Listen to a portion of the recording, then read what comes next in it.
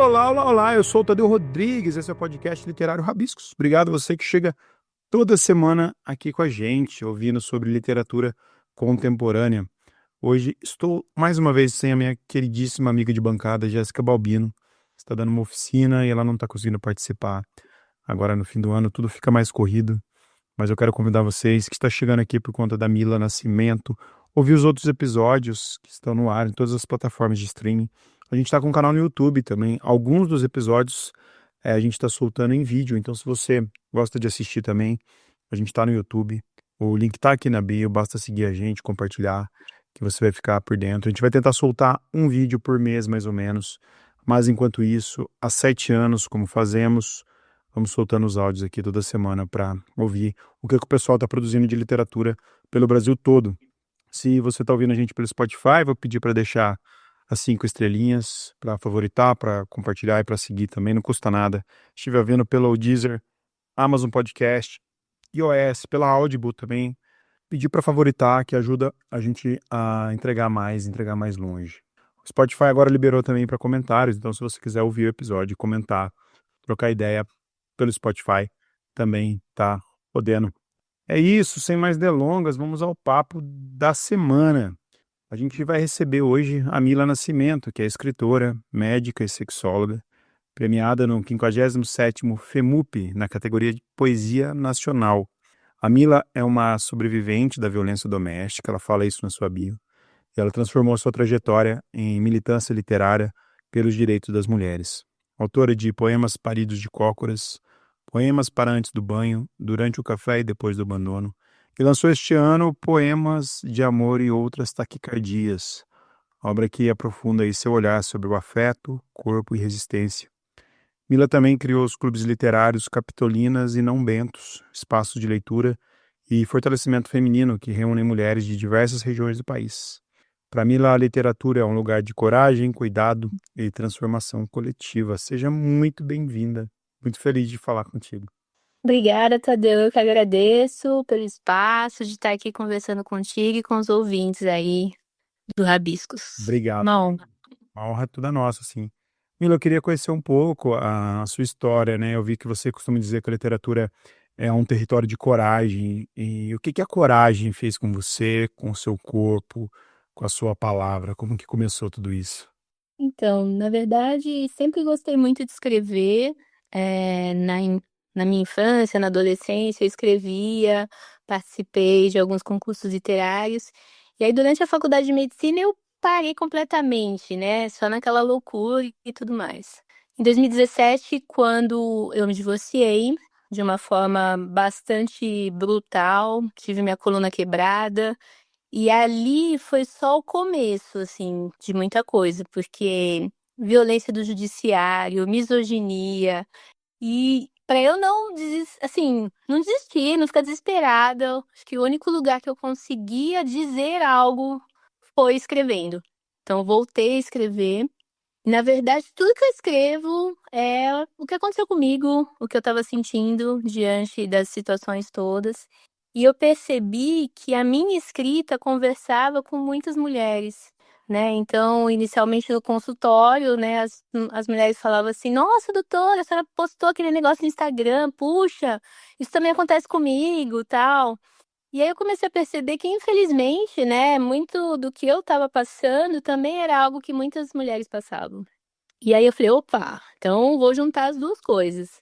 Vou aproveitar a minha escrita e vou aproveitar esse espaço, né, que a medicina acabava me trazendo de conversar com muita gente. E comecei a falar, escrever, escrever, escrever, e aí foi trabalho voluntário, roda de conversa com mulheres, mas sempre por meio da arte, porque era um jeito de sensibilizar, né? E aí foi indo. Ô, Mila, eu vi você falar abertamente, corajosamente, que foi vítima de violência doméstica grave, né? Eu trabalho com isso também, de certa forma, porque eu sou advogado e eu tenho especialização em ciências penais, então eu defendo muitas mulheres que pedem medidas protetivas, que têm que passar por enfrentamentos muito grandes dentro do judiciário, que o processo por si só já é uma pena, né? E eu sei que cada mulher reage de um jeito, né? Algumas não conseguem reagir sequer, você encontrou esse escape na literatura, que eu acho que é um grande privilégio. E eu sei que o tempo todo a estrutura patriarcal tenta silenciar as mulheres, né? Inclusive na arte, né? Na escrita.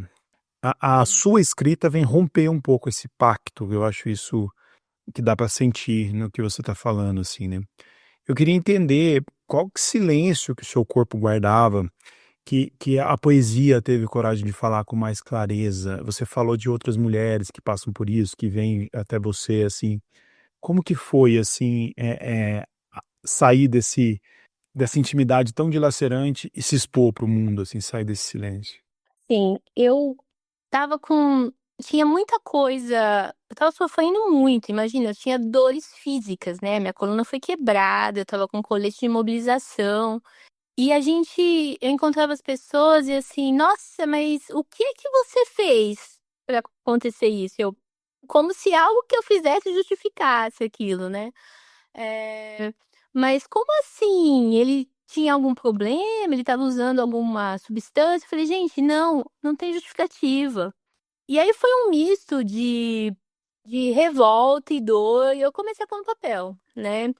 A escrita sempre foi um lugar de aconchego para mim, porque, assim, eu venho de uma família, nordestina, bastante tradicional, única filha mulher, e eu não tinha muito com quem conversar, né, meus irmãos eles viviam entre eles lá, e a minha solidão, eu trabalhava isso com a escrita, né, então eu peguei meu diário de quando eu tinha 12 anos, eu falei: "Nossa, eu acho que eu era uma criança deprimida". Mas a escrita sempre foi esse lugar de conversar comigo mesma. Eu lembro que teve uma época da minha vida que eu escrevia cartas para X, então eu saía na rua, olhava o endereço e colocava lá o endereço, e eu escrevia respostas para mim mesma, como se eu fosse uma outra pessoa, porque era alguém conversando comigo, né. E aí eu também colocava essa carta no correio, essa carta chegava para mim, minha mãe nunca soube disso. Que é essa pessoa que te manda essas cartas? "Não, meu amigo, eu fiz uma amizade aí", enfim, tinha uma Isso é época que terapêutico em todos os níveis, né? bom, e aí, assim, era sempre tinham 2 amigos, uma amiga e um amigo, e eles me mandavam cartas me respondendo aquilo que eu tinha falado, né. E aí eu até brinquei com o meu terapeuta, eu falei: "Você acha que eu sou esquizofrênica?" Ele falou: "Não, tá tudo bem, você tem consciência". Então, assim, a escrita ela sempre permeou a minha vida, de um Todo jeito escritor é um pouco esquizofrênico, viu? então, sempre permeou a minha vida, assim, num lugar de escuta, era o lugar onde eu era ouvida, onde tinha alguém para conversar comigo. E além disso, os meus avós, o meu avô veio do Pará, minha avó do Piauí, e tinha muitos amigos em São Paulo, infelizmente analfabetos, assim, parece até um momento central do Brasil, mas o meu avô costumava, e a minha avó também, mas meu avô mais, costumava chamar os amigos em casa para pedir para eu escrever cartas para os parentes deles, porque as pessoas não conseguiam escrever. Então a escrita sempre foi esse lugar de onde eu me sentia muito livre, onde eu me sentia acolhida. Então quando eu me vi sozinha, 18 quilos mais magra, com meu corpo cheio de hematoma, minha coluna quebrada, não tinha jeito, assim, eu precisava escrever. E aí foi saindo, foi saindo, foi saindo, e eram poemas curtinhos no começo, depois isso foi crescendo, e aí tudo que me incomodava eu escrevia. Tudo que me incomodava eu escrevia. Tudo que me alegrava eu escrevia.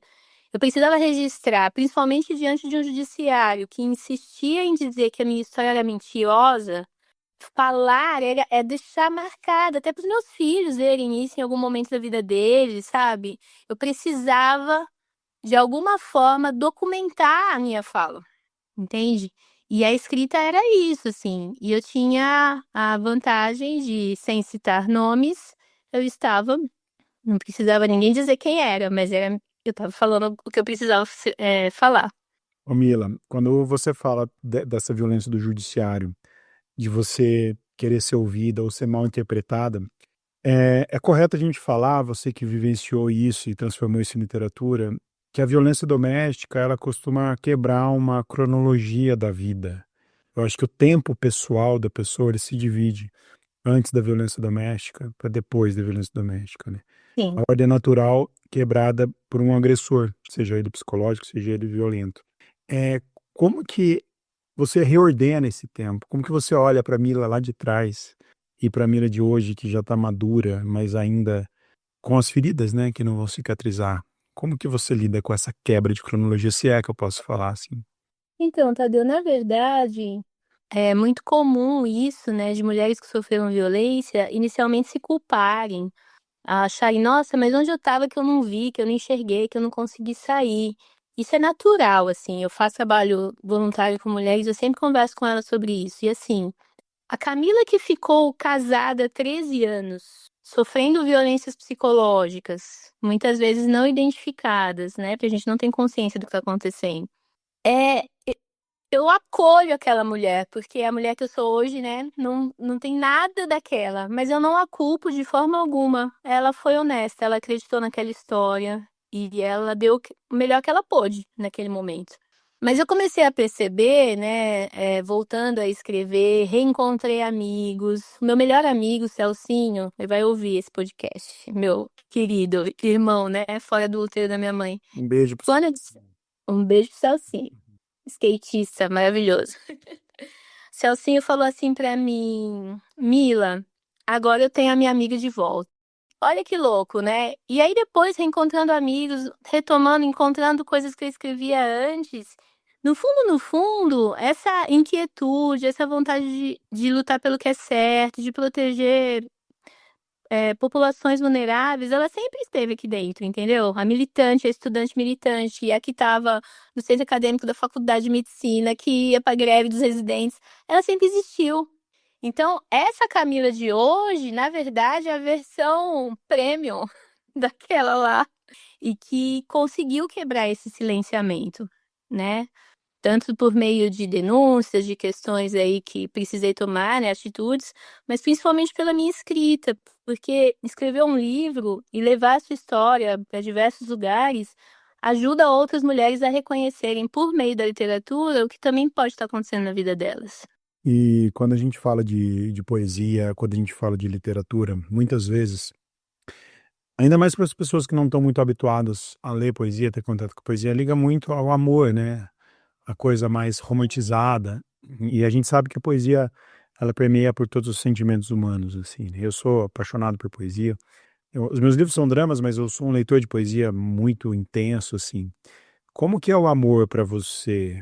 E eu já quero emendar essa pergunta do amor, falar sobre o amor depois de tanto machucado, e emendar junto com a medicina também, porque a medicina a gente sempre fala do sacerdócio da medicina, né?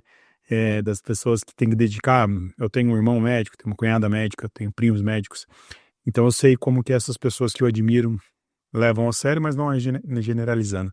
Como que você vê, então, o amor, falar sobre o amor, e ao mesmo tempo unir a sua profissão, que é uma profissão de tanta entrega também, né? Eu acho que a primeira coisa que a gente precisa entender é que o amor, ele é muitíssimo diferente da versão romântica que a gente aprende, né? Então, amor, parece clichê o que eu vou dizer, mas amor é um verbo mesmo, é realizar, é cuidar, é admirar, né? É ajudar, é partilhar, é isso que é amor. E quando a gente olha para o amor dessa forma, a gente entende que eu largo a minha vida por você, não é amor. Eu faço tudo por você, não é amor. Não é amor.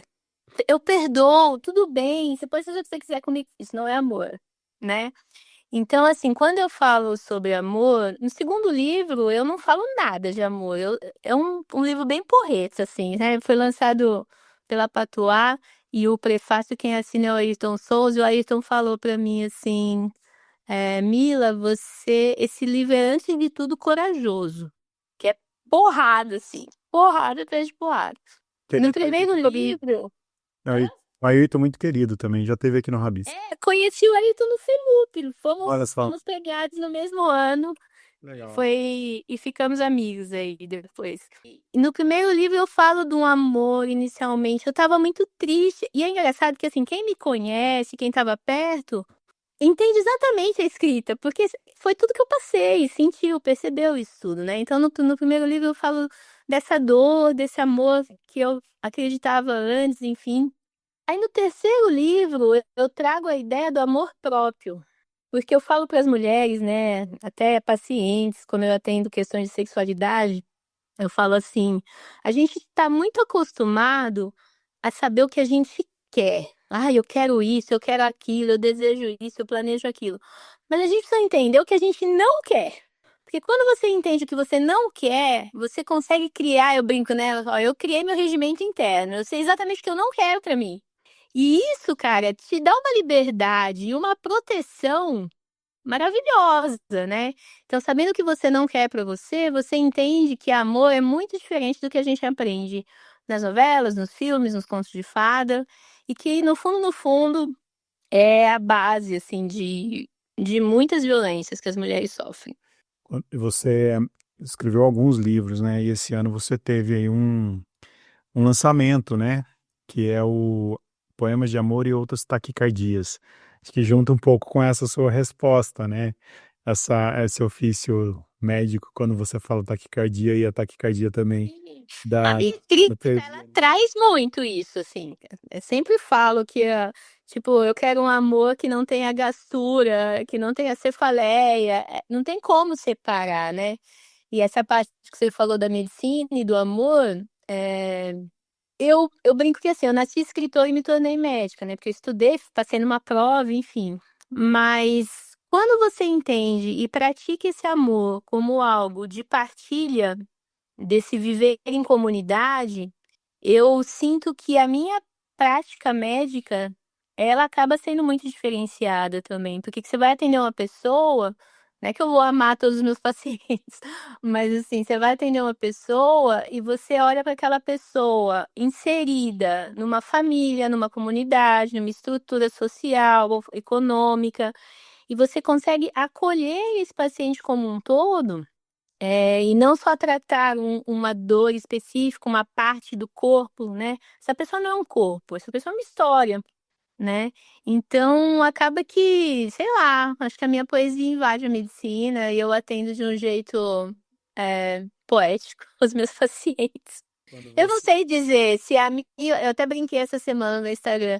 Eu não sei dizer se a minha humanidade natural, que me faz escrever, me faz uma boa médica, ou se é a minha poesia que, que faz eu atender com as pessoas com sensibilidade. Eu não sei. Por muito tempo eu separei, né? Eu brincava assim, doutora Camila Leite, a médica. E a Mila Nascimento é escritora, mas eu comecei a entender que não, eu sou uma pessoa só, né? Quem quiser me chama Mila, Cami, sei lá, o que for.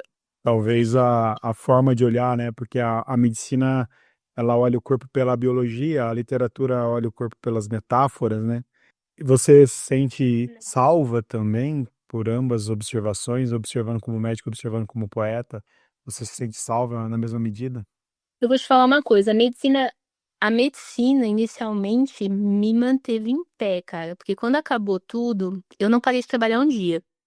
Não sei se pela necessidade até de sustentar meus filhos, enfim, mas eu ia trabalhar de colete de mobilização e eu ficava sempre pensando que, puxa, a pessoa marcou consulta faz 2 meses. Não é justo desmarcar. Aquela pessoa não tem nada a ver com o que aconteceu, né? Então a medicina me manteve em pé. Por outro lado, a poesia me aliviava as dores, assim, sabe? Era um momento de catarse mesmo. Mas o que eu acho muito incrível é que por mais que a medicina pareça né, e deve ser algo muito científico, é uma profissão que te faz encontrar com tantas histórias que o médico ele tinha que entender que ele tem uma puta boa sorte, assim, de ouvir histórias, de entrar na vida das pessoas. O meu instrumento de trabalho como médica é o bem mais precioso que uma pessoa tem, a vida dela. Então, minimamente, eu preciso respeitar isso, entende? Então, quando eu olho desta forma, eu realmente acho que, assim, eu sou essa pessoa, né? Eu vejo poesia em todas as coisas mesmo, eu entendo a vida das pessoas de uma forma mais ampla, eu respeito isso tudo, eu peço licença para entrar na vida delas, e com isso eu me alimento e chego em casa e escrevo, escrevo, escrevo. Eu te entendo, eu sinto um pouco isso também. Nos clubes de leitura, né? O Capitolinas que fez um ano agora, que você acha que Fez um ano. gente, no Não Bento, você transforma a leitura em movimento coletivo, né? No que a escuta de outras mulheres te mudou, tem te mudado e no que você acha que já mudou nelas com essas trocas? Como que é a experiência do clube de leitura? Então, quando acabou, né, o meu casamento, assim, eu lembro exatamente como foi esse dia. Eu olhei no espelho e falei: "Olha, eu prometo pra mim mesma que eu vou proteger o coração dos meus filhos e vou fazer de tudo para que nenhuma outra mulher passe pelo que eu passei". Eu ficava incomodada, né, como que eu vou fazer isso? Tudo bem que eu já separei briga, já empurrei cara que eu vi que estava agredindo mulher, já chamei polícia no meio da estrada, mas eu falei: "Gente, não dá pra fazer isso toda hora". E eu falei: "Bom, já sei, vou reunir mulheres, vou trazer livros", porque inicialmente no primeiro ano, assim, primeiro semestre do Capitolinas, os livros que eu propus foram os livros que eu li, no meu processo de cura. E aí fala: "Ah, mas você leu o livro de teoria feminista?" Eu falei: "Não, eu li livros de história e eu entendia na história questões que eu precisava despertar, transformar, enfim". E aí as coisas foram acontecendo e hoje quando eu olho lá 77 mulheres de vários estados do país, tem a Rosa ela tá na Itália, ela participa do clube. E é muito legal porque, assim, eu já vi mulher transformar casamento, divorciar, mudar postura, voltar a estudar, né. Eu vejo a minha tia tem 65 anos e ela tá mudando a postura, né. E eu acho isso muito louco, assim, é uma coisa incrível. E todo mundo lendo, todo mundo comentando, então, assim, é um tempo a menos na tela, é um tempo a menos, né, nas porcaria aí que tem disponível na internet, infelizmente. E um lugar de escuta, eh, seguro, né. Então, por exemplo, uma experiência que para mim foi muito marcante, a gente leu O Acontecimento da Annie Ernaux, falamos de aborto, e aí foram tantos relatos e tantas mulheres que naquele livro aprenderam que não podem julgar alguém que faz um aborto. E aí eu já emendei em justiça reprodutiva, eu já emendei na ne obviamente, né, numa fala: "Gente, a gente precisa descriminalizar o aborto, isso é controle dos nossos corpos e tal". E são coisas que as pessoas não têm noção muitas vezes, entende? Então um livro A religião também atrapalha um pouco para a mulher, né? atrapalha demais. A gente leu agora Sweet Tokyo, né, da Giovanna Madalozzi, e a gente falou sobre maternidade, sobre diversas formas de maternidade, da mulher que não quer ser mãe, da mulher que é bissexual e não conta pra ninguém. A gente falou tanta coisa, e isso vai libertando tanta gente. E isso pra mim é maravilhoso, assim, sabe, você fala: "Uau, que legal, conseguimos tocar nesse assunto". É óbvio que eu deixo as histórias vindo, eu deixo as impressões chegarem, mas a gente vai entendendo o quanto que a arte pode transformar, efetivamente, a vida das pessoas. E no Não Bentos, que é um clube menorzinho, que é o clube dos homens, né, ele nasceu porque a gente estava em casa conversando, Dia Internacional da Mulher, lá em março desse ano, e as meninas, as minhas 2 filhas, falando, aí o meu filho Pedro bateu na mesa e falou: "Que saco, nem todo homem é assim". Aí eu olhei pra ele, assim, eu falei aí eu fui conversar com ele, né, depois e falei: "Ah, mãe, eu não sou assim também". E aí eu falei: "Nossa, a gente precisa conversar com os caras, né", porque assim, as mulheres estão conscientes, estão no processo de empoderamento, de fortalecimento, de discernimento das coisas, mas ninguém fala com os caras continuam os mesmos babacas, me perdoe, Tadeu, mas assim, Mas é é isso. verdade, sim. Concordo, Eles concordo, continuam os claro. mesmos babacas. Aí você tem umas meninas super conscientes, eu vejo em casa, a minha filha do meio tem quase 15 anos, super consciente, sabendo o que ela quer, e os moleque, nada. E fora que a gente tem uma onda crescente de extrema direita, a gente tem uma onda crescente dos machos alfa, né, enfim. E aí eu falei: "Meu, Os vamos red falar com o cara". pills falam, né, os red Red pill. pill, aquelas coisas de subir a montanha pra retomar a masculinidade. Eu falei: "Ai, meu Os Deus". legendários. Os legendários. E aí a gente começou a conversar eu comecei a conversar com os homens e livros alguns livros os mesmos, tem lá, tem bem menos, né, tem 20 inscritos, mas participam efetivamente uns 6 ou 8, mas também estamos conversando sobre masculinidades disfuncionais, sabe.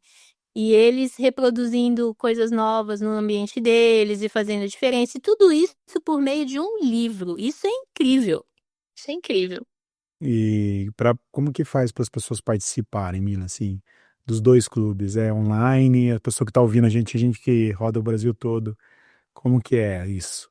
Como que funciona, né, o Capitolinas hoje a gente está com assim, a ideia é não ter muitas muita gente, não dá para conversar, mas o Capitolinas a gente tem uma turma presencial aqui em Campinas, a gente se reúne em vários locais, cervejarias, pubs, cafés, enfim, vários locais. Pode me mandar mensagem pelo Instagram, @Clube Capitolinas, eu explico como faz para fazer a inscrição.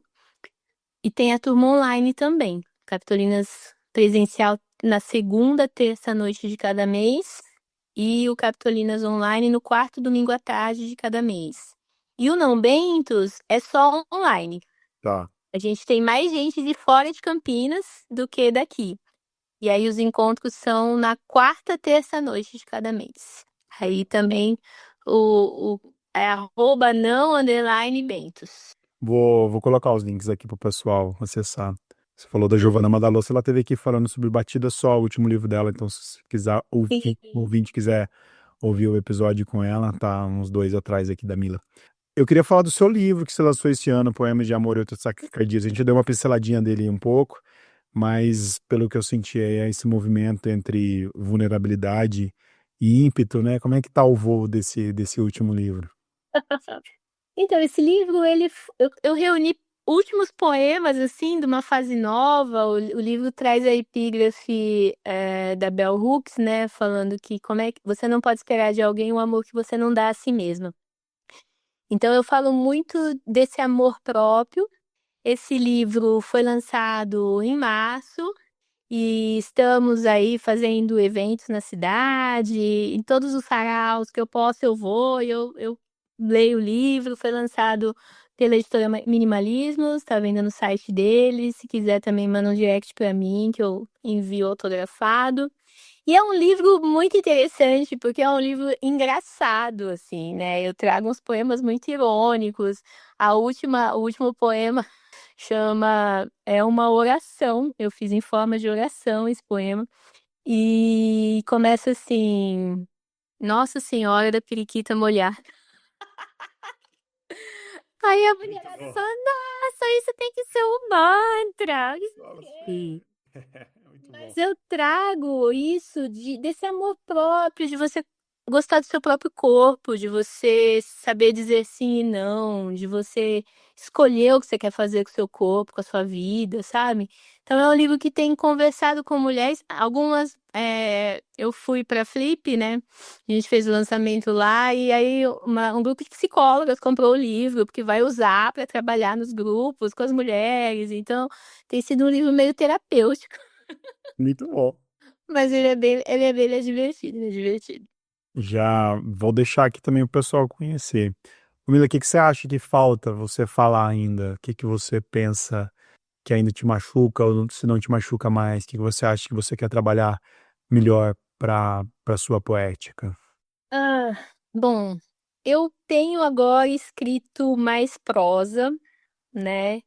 Tô com um projeto, inclusive, para lançar com o selo Neomarginal, né? Eu faço parte do movimento Neomarginal de poetas, pessoal lá, o Vitor Miranda, Ícaro Marx. E tem um livro que deve sair ano que vem, em março. Inclusive, eu vou relançar os 2 primeiros livros também, numa pegada um pouquinho diferente, aí talvez com ilustrações. Mas eu quero falar ainda de violências guardadas, de questões que me machucam ainda, porque eu quero trabalhar isso como se fosse uma catarse mesmo, para me livrar disso tudo, entende? E realmente acredito muito no poder que a literatura tem de afetar as pessoas e essas pessoas poderem dizer o que está acontecendo na vida delas e conseguirem pedir ajuda e tudo mais. Você A gente teve. pode Pode falar. falar. Não, só ia fazer Não, um parêntese para ver se encaixa nisso que você está falando. Você fala tudo isso e você como mãe também, né, pelo que você está falando. Talvez a literatura, não sei falar prevenção, porque é muito forte, mas talvez um alerta também para suas filhas, por exemplo, para o seu filho, né? os meus filhos, eles têm muita consciência de todas as coisas, eu nunca escondi nada, não precisei dizer nada, eles viram, enfim, são muito conscientes, né? E eu sempre ensinei assim, olha, isso aqui é certo, isso aqui é errado, né? Então aí vocês escolhem o que vocês querem seguir, né? Mas eu acho que vocês deixar. A Carolina de Jesus tem uma frase que eu amo de paixão, né? Que ela falava assim: que quando você escreve algo, podem até apagar, mas a marca ficou no papel. Então, quando a gente vem de uma sociedade onde mulheres são silenciadas há anos, uma mulher que consegue escrever é absolutamente revolucionário, porque você deixou marcado aquilo. Às vezes as pessoas falam assim, mas você vai escrever de violência de novo. Ué, mas é isso. Tem muita gente que ainda precisa ler, né? E tem muito o que falar também, né? Eu vejo, a gente teve, né, pelo Cartolinas com um ano, nós fizemos aí eu não gosto de oficina de escrita, não gosto dessa palavra. A gente fez um encontro de criação literária. Até porque eu não tenho formação literária para dar oficina para ninguém. E aí a gente fez um bate-papo, eu propus um tema, trouxe a ideia de relações maternas e trouxe a ideia de ver as nossas mães como mulheres antes de serem mães. Porque a gente fala muito de sororidade, de ajudar outras mulheres, mas a nossa mãe a gente julga, né? E aí nasceu, né, um livro lindíssimo que chama Delas para Elas. Porque quando a minha mãe faleceu, né, em 2023, meu pai pediu para eu arrumar o quarto, juntar as coisas. E aí eu encontrei uma carta numa caixa. Minha mãe escreveu, pôs uma etiqueta assim, Camila solteira. Aí eu abri aquela caixa, falei, nossa, o que será que tem aqui? Aí eu abri a caixa e encontrei uma carta que a minha mãe me mandou quando eu tinha 9 anos de idade. Olha só. Eu tinha viajado com a minha avó para o Maranhão, lá para visitar minha tia nas férias, e eu encontrei essa carta e minha mãe escrevendo coisas tão duras, tão difíceis que ela estava vivendo, que com certeza naquela época eu não tinha nem noção do que ela estava passando. E aí eu falei, gente, olha a solidão que a minha mãe estava vivenciando dentro de um casamento. Caramba. E ela não tinha com quem conversar, e ela escreveu para mim, que era uma criança de 9 anos. Você nunca tinha lido essa carta? Tinha lido, mas enfim. Tanto que essa caixa que eu dei pra minha mãe, fui eu que dei, pra ela guardar. Ah, tá, entendi. E aí eu fiquei olhando e falei, nossa, olha só, né? E não deu tempo de eu responder essa carta hoje, né? Com a maturidade que eu tenho hoje. E aí a proposta foi essa, aí nós reunimos, tem 22 mulheres no livro, e elas escreveram cartas para mães. Que potência esse livro! Nossa, que bonito isso.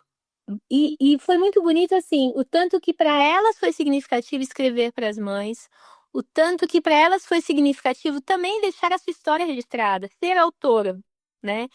E por outro lado, foi difícil porque nenhuma delas quis assinar a carta. Elas criaram pseudônimos, então entre elas não sabem a carta de quem, entendeu? Porque assim, não, mas vai que alguém lê, não, mas isso aqui é muito delicado, entendeu? Então, assim, as cartas são assinadas por pseudônimos. Foi lançado pela Vinca Literária, né, editora do Rio de Janeiro.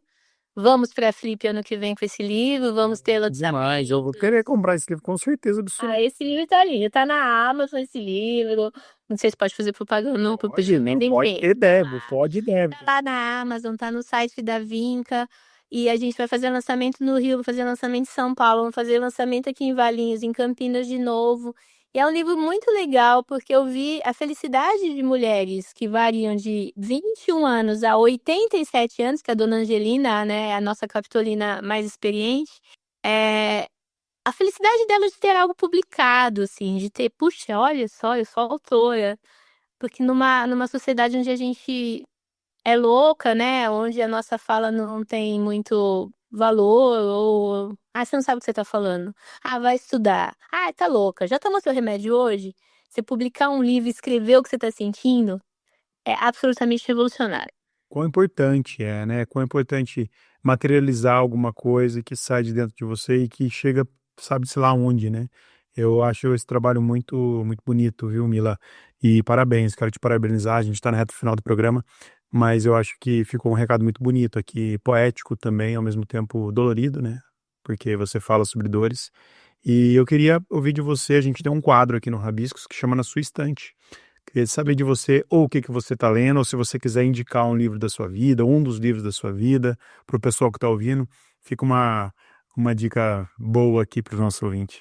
Eu tô lendo nesse momento Gaveta de Homens, que é um livro do Marcos Cruz, meu amigo também que eu conheci no FEMUP, e a gente vai trabalhar esse livro no Clube Não Bentos.